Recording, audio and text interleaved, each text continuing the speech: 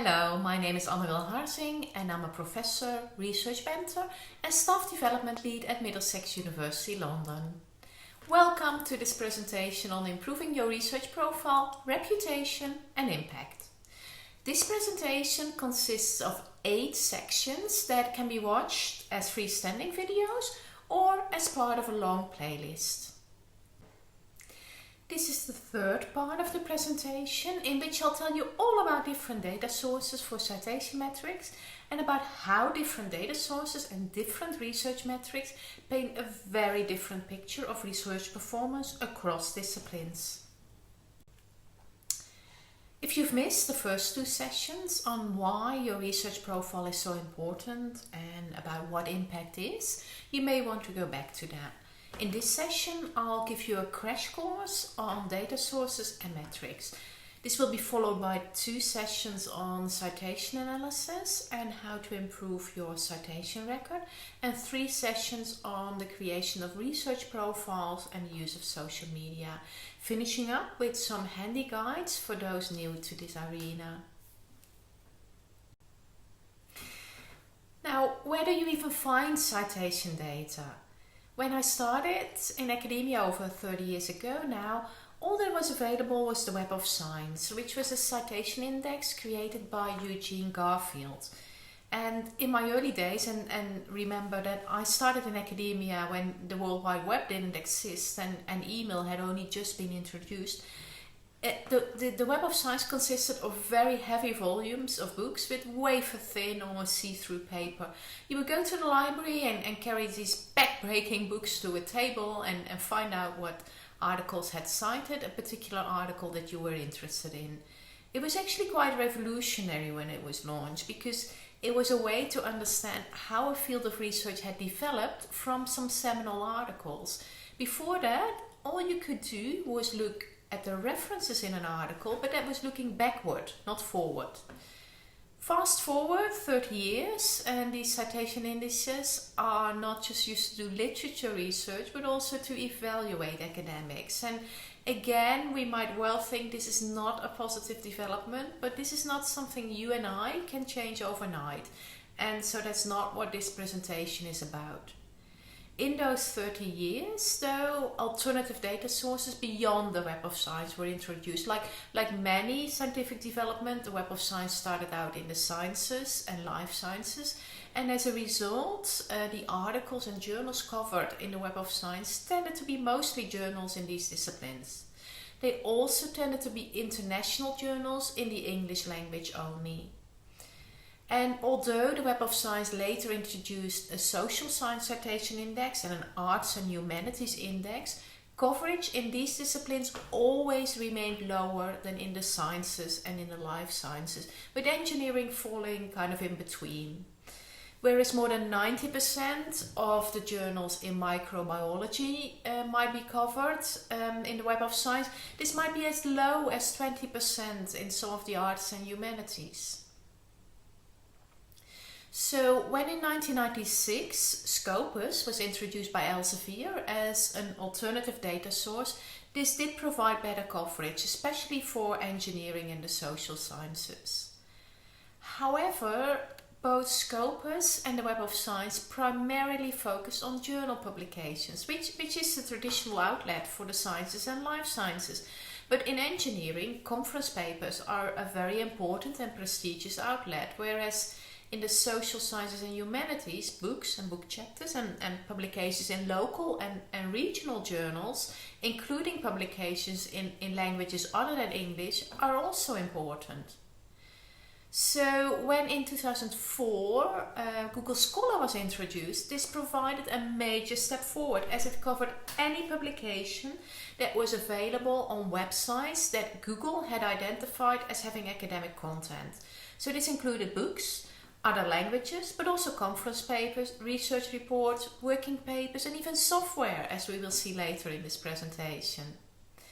And yes, I do know that not all of these might be considered as proper peer review publications, but we're not necessarily looking for accurate publication counts. We're looking for citations, and non-academic publications will generally not be cited. If they are, they clearly have an impact on the field. You can read much more about Google Scholar in the blog post I've included on this slide. So since 2016, a lot of new data sources have been launched, as Microsoft Academic, which is now unfortunately has been discontinued, Semantic Scholar, Dimensions, and most recently OpenAlex. All of these have much better coverage than both Scopus and the Web of Science, although Google Scholar still has the broadest coverage. So if you want to use citation metrics, I suggest you use these occlusive data sources. I've done research that shows how much this impacts on the comparison between disciplines, as I will show on the next slide. This graph shows how the use of different data sources impacts on comparisons of traditional research metrics. In this case, the number of citations between the 5 main disciplines: humanities, social sciences, engineering, sciences, and life sciences. As you can see, the Web of Science, which is the blue column, provides the lowest number of citations in each discipline, with Scopus, the orange column, providing a slightly higher count for all disciplines. Google Scholar, as the most comprehensive data source, provides the highest number of citations for each of the 5 disciplines. However, the difference between the disciplines is much lower for Google Scholar than it is for the 2 other data sources, with the humanities and the social sciences in particular benefiting from Google Scholar's much broader coverage, including a larger number of journals in their field, as well as books, book chapters, and other types of publications. Whereas for the Web of Science, in the life sciences, there are more than 50 times as high as humanities and 5 times as high as for the social sciences. But this difference is reduced to only 5 times instead of 50 times as much for the humanities and less than twice as much for the social sciences. Another way of looking at this is the difference between the Web of Science and Google Scholar citations. For the life sciences and sciences, Google Scholar provides 1.5 times as many citations as the Web of Science. For engineering, it's more than twice as much. For the social sciences, this is 4.5 times as much. And for humanities, it's a staggering 14 times as much. Clearly, Google Scholar provides a much more level playing field for the humanities and the social sciences in particular, and doesn't disadvantage the other disciplines either. Later work that I've done for Microsoft Academic and Dimensions shows the same results, and I will be working on the latest new data sources, Semantic Scholar and OpenAlex, later this year. If you want more detail, you can follow the link on the slides, and as for any of these links, if you have access to the slides, just click on them and go to the relevant webpage. If you don't, just Google them and maybe add the name of my website, www.harzing.com, and it will be one of the first search results. As a second point, be careful not to compare traditional metrics such as the number of papers or citations or H-index across disciplines. If you don't know what the H-index is, it's a combination of publications and citations in that it counts the number of papers that have had a certain amount of citation impact. And the easiest way to explain it is with an example. A H-index of 10 means that you have 10 papers with at least 10 citations each. So the H-index can run from 0 if you have no citations at all to over 100. However, there are relatively few academics with H-indexes over 40. However, all these metrics are heavily dependent on publication and citation practices within the discipline. For instance, in the life sciences, academics publish much more but shorter papers with lots of co-authors. In the humanities, academics might be working for years on a single book. Moreover, in the humanities, citations are much less frequent, and they might in some cases even signal disagreement with an argument rather than agreement. And when I was research dean, I once had a fraught discussion with a deputy vice chancellor, a medical academic, about the performance of our faculty of business economics, which he saw as mediocre, and he thought we should really double or triple our output to be taken seriously. I managed to explain to him that given that we already ranked in the top 30 in economics and business worldwide, even just doubling our performance would see us shooting up to number 1, leaving Harvard, Stanford and MIT way behind us. So yes, comparisons across disciplines are fraud. In my own field, which is business and management, academics write papers of 20 to 40 pages that go to 3 or 4 rounds of serious revisions and can take 2 to 5 years to publish. So we're very happy to publish 1 or maybe 2 good papers a year. And high-performing academics in other fields might well publish several articles every month, but they would be much shorter and they might be the product of a lab in which individuals only have a minor input in every paper. The review process is also generally much quicker. Then junior academics obviously have fewer papers and citations than academics who have been publishing for a long time. So comparing their metrics with academics at mid or late career stage is really unfair. So if you do want to compare across disciplines, you will need to use metrics that in some way compensate for this. I have designed one such metric, which is the individual annual H index, which is created by dividing each paper's citations by the number of authors, calculating the H index based on that, and then dividing it by the number of years that have lapsed since someone's first significant paper. For most people, it will be well below 1. For more detail, have a look at the blog post listed in the lower right-hand corner of this slide. And I've done research that shows that this metric provides comparisons between disciplines and career stages that are much more equitable. And I will discuss the disciplinary comparisons in the next slide. Now, earlier in this session, we saw how using Google Scholar instead of Scopus or the Web of Science makes comparisons across data sources more equitable. However, even when using Google Scholar as a data source, publications and citations will still differ significantly across disciplines. And thus the H index, which is a combination of the number of papers and citations, will also differ significantly across disciplines. This graph shows that the average H index for a professor in the life sciences is similar to that in the sciences, but nearly 3 times as high as for a professor in the humanities, and more than 1.5 times as high as for a professor in the social sciences and engineering. However, if we use an individualized and annualized H index instead, one that, as I explained earlier, corrects for differences in the number of co-authors and different career lengths, these differences are much smaller. In fact, 4 of the 5 disciplines show very similar indices, with the social sciences now equaling the life sciences. Only the humanities is still showing lower metrics. However, rather than being 1/3 of the life sciences as for the H index, it's now more than half of the life sciences. So going from a comparison of citations in the Web of Science, where the life sciences outperformed the humanities with a factor of 50, i.e. 50 times as many citations, this has now been reduced to less than 2, i.e. an individualized H index in Google Scholar that is twice as high as in the life sciences as it is in the humanities.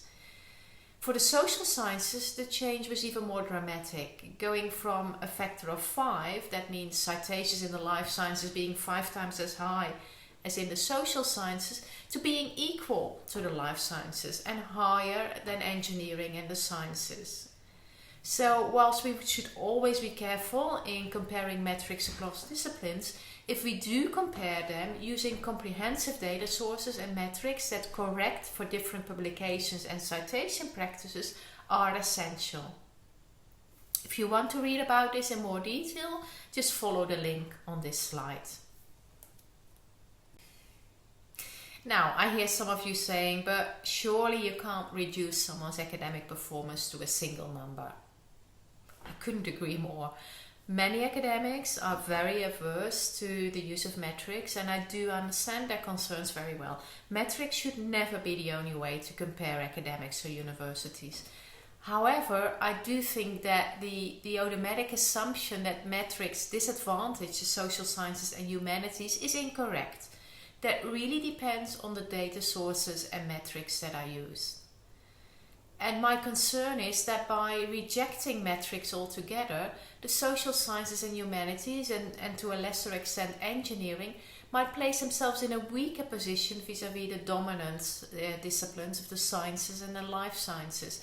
Academics and academic managers in these disciplines might think that if you can't measure something, it can be disregarded, or they might think that the unwillingness to engage with metrics just hides weaker performance. I would also argue that relying on peer review is not necessarily a better option. Yes, the ideal version of peer review, which would involve informed, dedicated, unbiased experts with plenty of time, is absolutely better than the reductionist version of metrics such as the Web of Science or the H-index.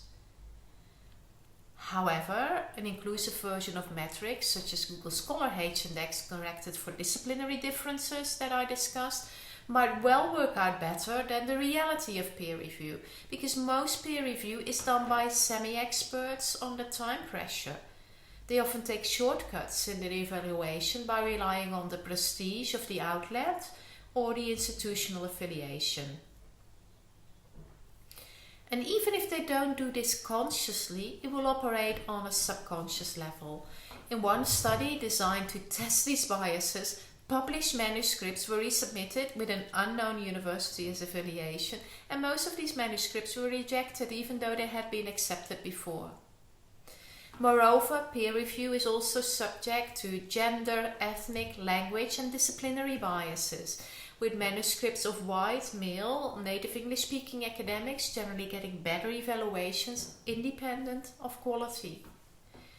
In terms of disciplines, there's also evidence that any discipline with a focus on humans as opposed to objects receives lower evaluations.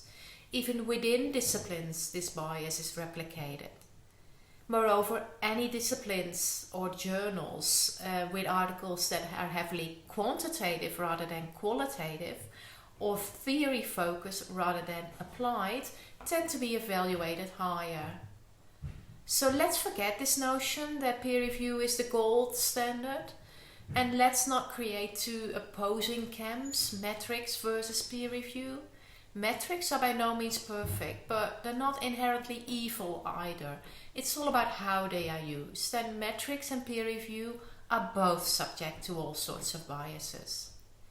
However, the difference is that peer review is usually done by a handful of individuals who in many cases are part of the privileged group and are likely to reinforce existing bias. Metrics are co-created, or if you want, crowdsourced, to use a more fashionable term, from a larger group of individuals that includes those in less privileged positions. Now, I hope you enjoyed this part of the presentation and feel you know at least a little bit more about the different data sources for citations and about citation metrics. I also hope that if you were someone who was resolutely opposed to using citation metrics and placed all of your confidence in peer review, you are at least now willing to consider that metrics might have something to add to this. In the next section, we'll look at more detail at how you can find your own citation record and that of others in the Publish or Perish software. If you're watching this presentation from outside Middlesex University, I wish you all the best in building your research profile, reputation and impact. If you're watching this presentation in preparation for a flipped classroom session at Middlesex University, I look very much forward to seeing you in the session, but do make sure you come prepared with your questions.